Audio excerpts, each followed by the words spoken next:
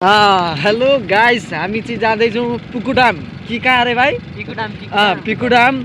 अनि अहिले हामीहरू चाहिँ एकदम एक्टिभामा गइरहेका छौँ। तिनजना भएर तिनजना देखा त यी एकदमसँगले बढियासँगले हामी जाँदैछौँ। हजुरहरूले हामीहरूको च्यानललाई एकदम सक्करफाई गरेर चाहिँ लाइक कमेन्ट सेयर पनि गरिदिनुहुन्छ भनेर म हार्दिक अनुरोध गर्न चाहन्छु।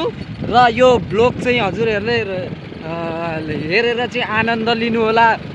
अलिकति सहयोग गरिदिनु होला हामीहरूलाई पनि। के हो यो? यहाँनिर नौने ठाउँ पनि छ, खोलो एकदम बढिया छ। मणिपुरको सबैभन्दा रमाइलो ठाउँ मणिपुर भनेको त एकदम स्वर्ग जस्तो ठाउँ हो हामीहरूको, किनभने एकदम मौसम चेन्ज, मौसम आनन्द, बारिस भएर चाहिँ आनन्दको मौसम भएको छ। र यस्तै छ, हामी जाँदैछौँ, मजै आउँदैछ, एकदम रमाइलो लाग्दैछ। धन्यवाद। अब हाम्रो पिछेको दाइले केही भन्न चाहनुहुन्छ हजुरहरूलाई? भनिदिनु दाइ।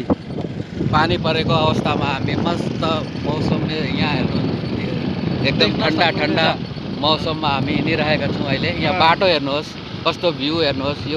यो जङ्गलभित्र भएको बाटो कस्तो लाग्दैछ तपाईँहरूलाई? एकदम मणिपुरको एकदम सबैभन्दा मौसम बढिया भएको ठाउँ, एकदम पहाडीको माथि हाम्रो बाटो।